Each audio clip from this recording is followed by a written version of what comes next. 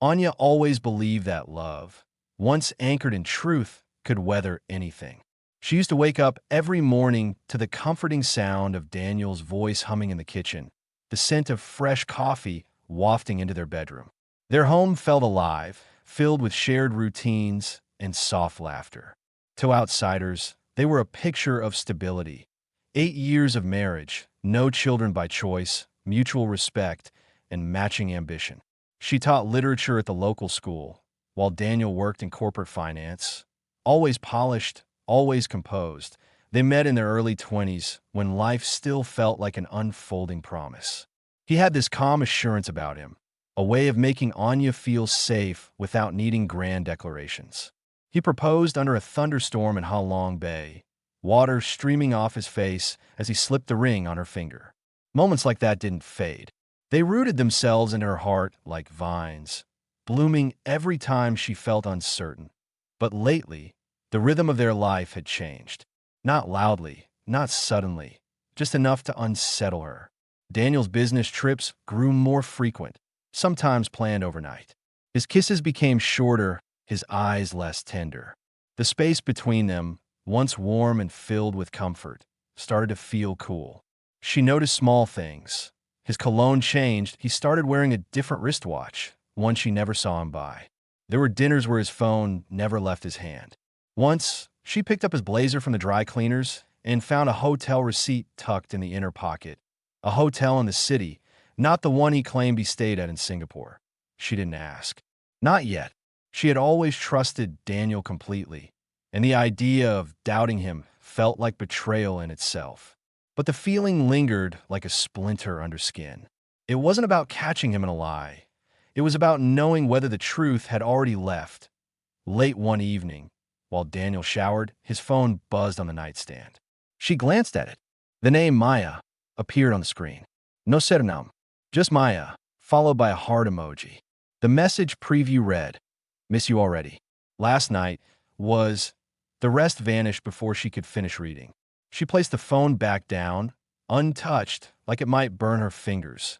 When Daniel came out, towel around his waist, he smiled like nothing had shifted. Kissed her forehead, asked about her day. She nodded through the conversation, heart thudding in her chest. That night, she couldn't sleep. She stared at the ceiling fan circling slowly overhead, wondering how long that name had existed in his world, and why she was only discovering it now. She began watching him with new eyes, not as a wife, but as a stranger trying to understand who she had been living with.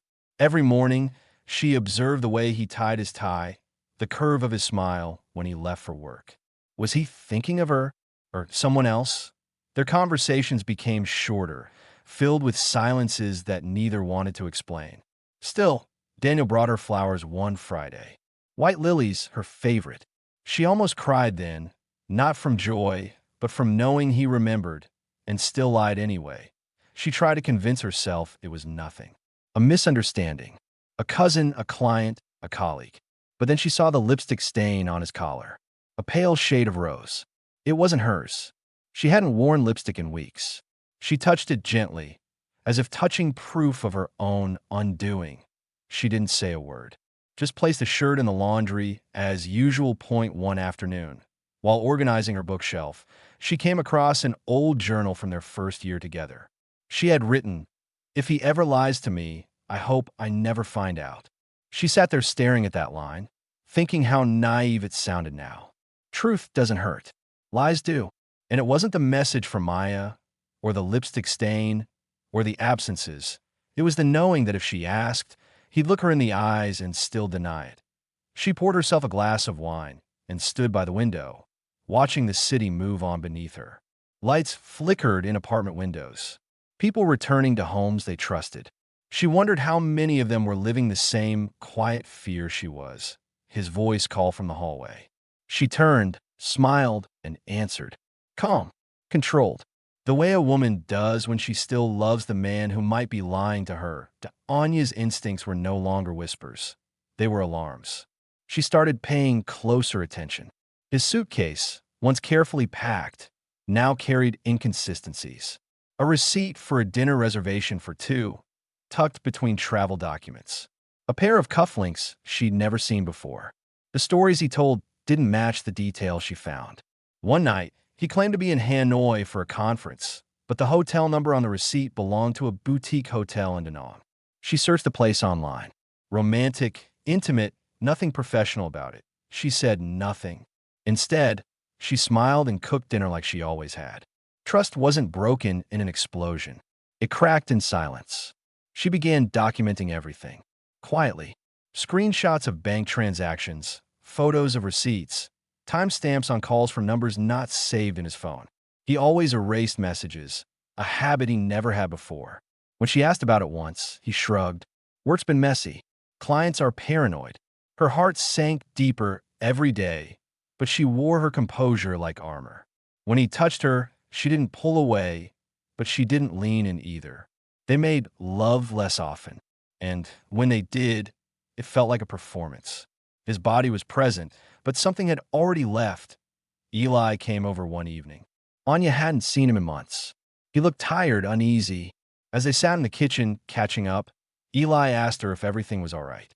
She smiled, said yes, but her voice trembled slightly. Eli noticed. He didn't press. He simply said, sometimes the people closest to us hide the biggest parts of themselves. He glanced at her meaningfully, then changed the subject. Later, as Eli prepared to leave, he paused at the door. I saw Daniel a few weeks ago, he said, at the main gallery opening. I figured you were there too. Anya froze. Daniel had told her he was away in Bangkok that night. She nodded slowly. Yeah, she lied. Eli gave her a long look, then walked away without another word. That night, Anya sat on the floor of their closet, surrounded by shirts, ties, and the scent of cologne she no longer recognized. She didn't cry. There was no shock anymore, just confirmation. She no longer needed a confession. She had enough fragments of truth to build the full picture. She began checking his location through a shared app they'd once used for safety. He had stopped sharing, but the app still left breadcrumbs, small gaps in timelines. He was in the city more often than he claimed. She noted the patterns. Thursdays and Sundays, he came home late. Every other week, he had sudden client dinners. She called the restaurant once, the one he claimed to be in. The hostess said there was no reservation under his name. No private dining. No company event. She hung up before the woman could ask further on Friday. He brought her a necklace. Just because, he said. Anya smiled and accepted it. Knowing the gesture wasn't love, it was guilt with a ribbon. She remembered how, years ago, Daniel once held her face in his hands and said, "There will never be a day I'll lie to you." She used to believe that. Now, the memory felt like someone else's dream. Trust, once broken, didn't scream. It just stopped answering. She started writing again. Not in her old journal, but in a fresh notebook she kept hidden beneath the mattress. She wrote about her suspicions, her evidence, her pain. Not to confront him, but to remind herself she wasn't crazy. That what she saw, heard, and felt was real. Sometimes Daniel would come home, kiss her forehead, ask about her day, and she would answer calmly. She would laugh at his jokes, listen to his stories, even compliment his new haircut. But inside, she was watching everything. Every lie told with a smile, every truth hidden behind, "I'm tired." Every distance passed off as stress. She once read that when someone lies to you constantly, your body feels the truth long before your mind accepts it. That was her now. Always alert, always pretending not to know what she already did. One night, lying beside him in the dark, she whispered, "Do you love me?" He replied instantly, "Of course." She stared at the ceiling, heartbeat steady. Lies came easy to him now, but soon they would cost him everything. Anya received the photo on a quiet Sunday morning. The message came from an unknown number. No words, just the image. Her hands trembled as she opened it. Daniel's hand was unmistakable, his wedding ring barely visible, his arm draped around a woman's bare waist. Her face wasn't shown, but that didn't matter. The message was clear. Anya didn't scream. She didn't cry. She saved the photo, locked her phone, and sat silently, listening to the ticking clock in the kitchen like it was counting down to something inevitable. She didn't confront him immediately. That would have given him power. She needed time. Time to understand how deep the lie ran. Daniel came home that evening carrying their favorite takeout. He smiled, kissed her cheek, asked how her day was. She answered without blinking, played her part perfectly. But something in her had shifted. She no longer saw a man. She saw a stranger who wore her husband's skin. That night, she began planning.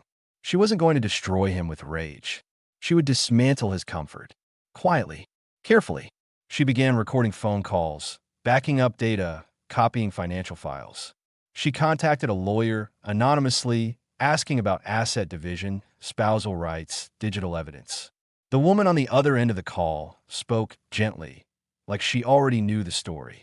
If you stay quiet too long, she warned, you start believing the lie is your fault. Anya began documenting everything with surgical precision. She stopped reacting emotionally. Her voice was steady, her eyes dry. She wore her silence like a second skin. At work, she smiled. At home, she listened. Daniel remained unaware. He had no idea the war had already begun, and it was being fought in silence. The next day, she walked into their bedroom and opened his laptop while he showered. His password hadn't changed. She opened his email and found what she expected: deleted messages, private threads, digital receipts of hotel bookings under aliases. She forwarded them to her own encrypted account. No one would believe her without proof. Now she had it. Daniel walked in, towel on his shoulder, whistling. She looked up, smiled, and asked what he wanted for dinner. He kissed her forehead and said, "Whatever you make is perfect." She almost laughed. He didn't know she had already called a locksmith, already secured her own bank account, already filed papers in her maiden name. Later, she opened her journal and wrote a single sentence. I loved him, but I love myself more now. By Thursday, she had everything in place. She watched Daniel leave again under the lie of a business meeting. This time, she followed. Not in secret, openly. She entered the hotel lobby 15 minutes after he did, walked to the front desk, and asked for his room. She had memorized his fake name from the receipts. The clerk didn't question her.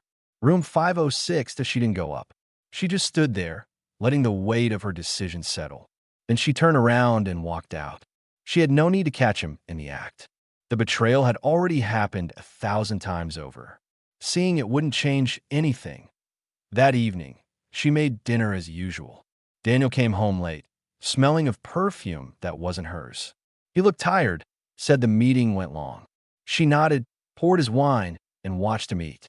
She studied the man she once knew, now reduced to a mask of himself. She didn't recognize him anymore. That was the final confirmation. The next morning, she placed an envelope on the kitchen table. Inside, the photo, copies of the emails, the hotel receipts, a single sentence typed neatly on white paper. You ended this. I'm just finishing it. Then she left. No screams, no drama, just silence. The only language left between them. That as she walked down the street, she didn't feel broken. She felt awake, free from the illusion. The truth didn't hurt anymore. What hurt was pretending not to see it for so long. And now, she would never do that again. Maya knew exactly what she was doing. She wasn't the type to stumble into a relationship and fall. She chose Daniel deliberately.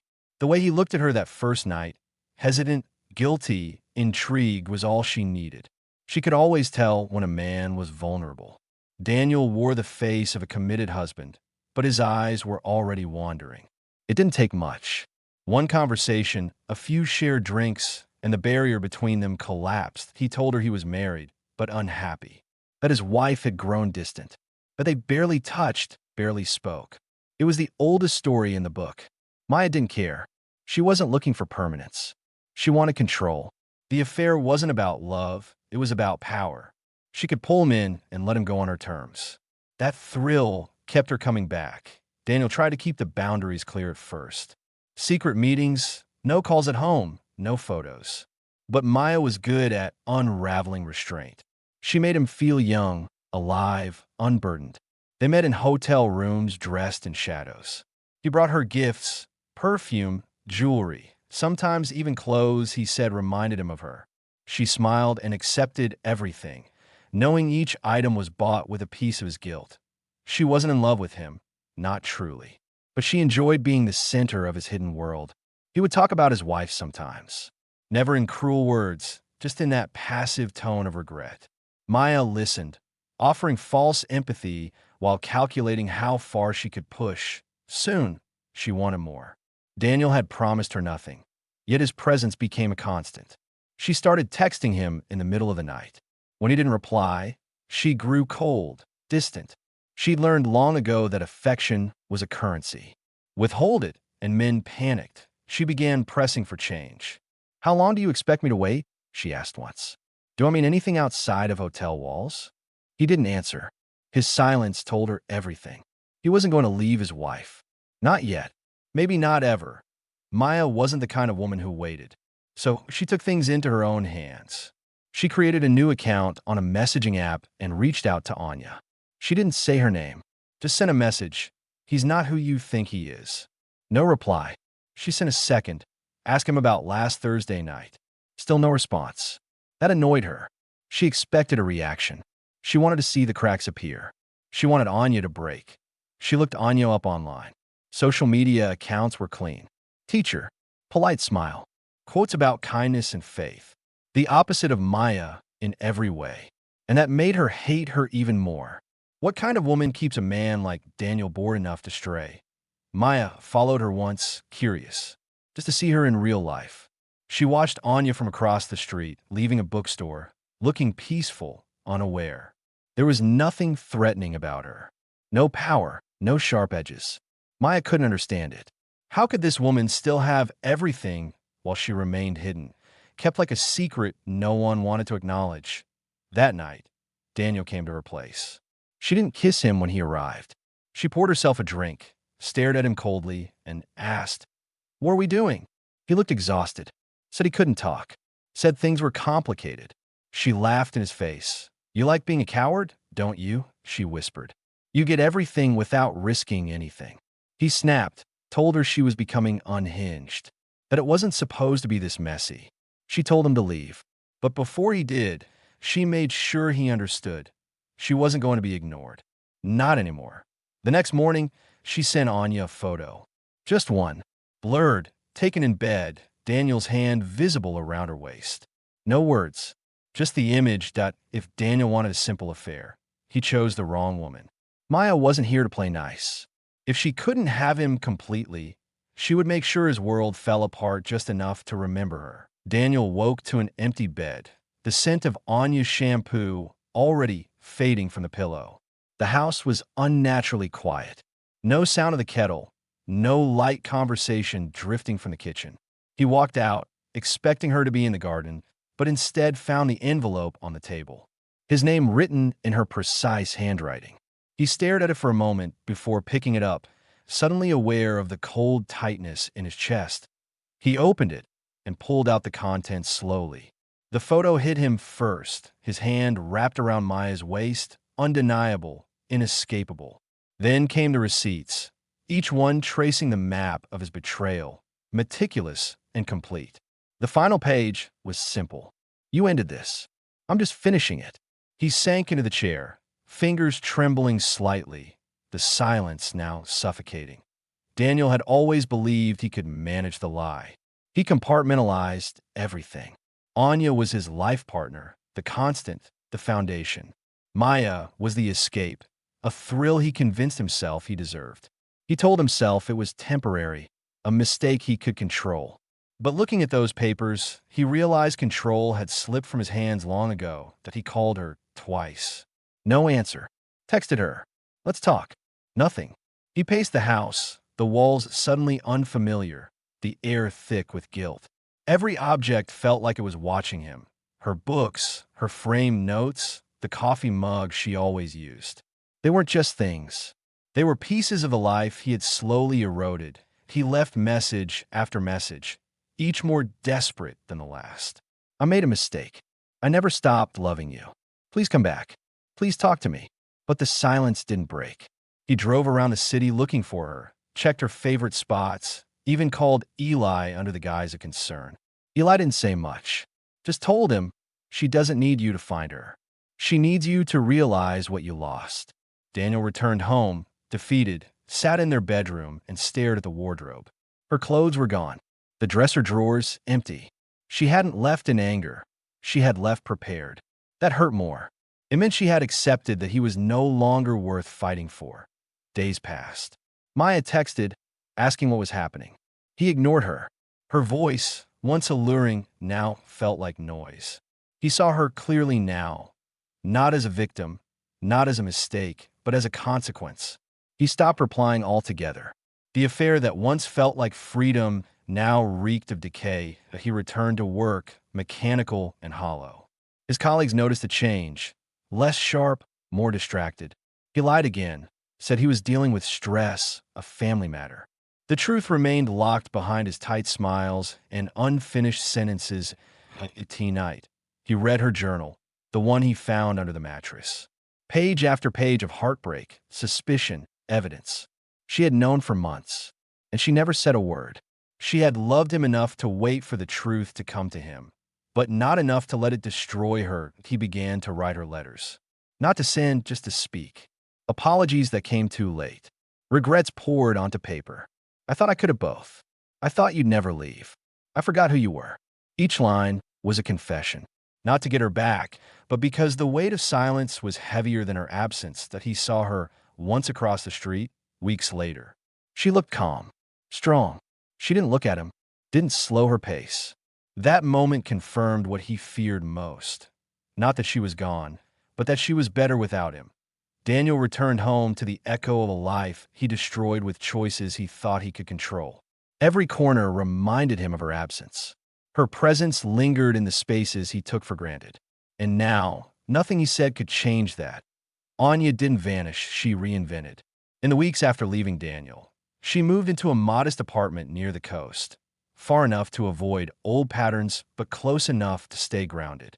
She took a leave from work, not to escape, but to rebuild with intention. There was no breakdown, no emotional spiral. Just quiet, deliberate days spent reclaiming the parts of herself she had neglected. She began waking early, going for walks along the shoreline, where silence wasn't painful, it was peaceful. For the first time in years, she wasn't managing someone else's lies, emotions, or guilt. She didn't miss the marriage. What she missed was the version of herself who had believed in it without fear. That woman was gone now, replaced by someone stronger, clearer, and unwilling to accept half-truths. She joined a local writing group, not to share her story, but to listen. Stories of loss, survival, starting over. It was in those rooms that she found a quiet kinship, not built on pity, but on understanding. She didn't talk about Daniel. When people asked, she just said, "It ended and I began." Emails from Daniel kept coming. Long ones, short ones, some pleading, some angry, some filled with memory. She read a few, then stopped. Closure wasn't something he could give her. He was still chasing redemption for himself. But she no longer needed his explanations. What she needed was already happening. Each day she chose herself, she reclaimed power. She closed her joint accounts, changed her number, blocked his calls. She didn't hate him anymore. Hate still gave him space in her life. What she had now was detachment. Clean. Final.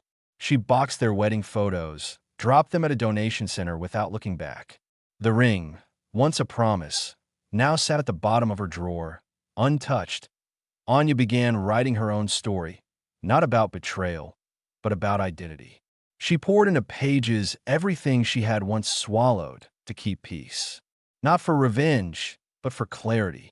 In those words, she found a voice she had lost to compromise.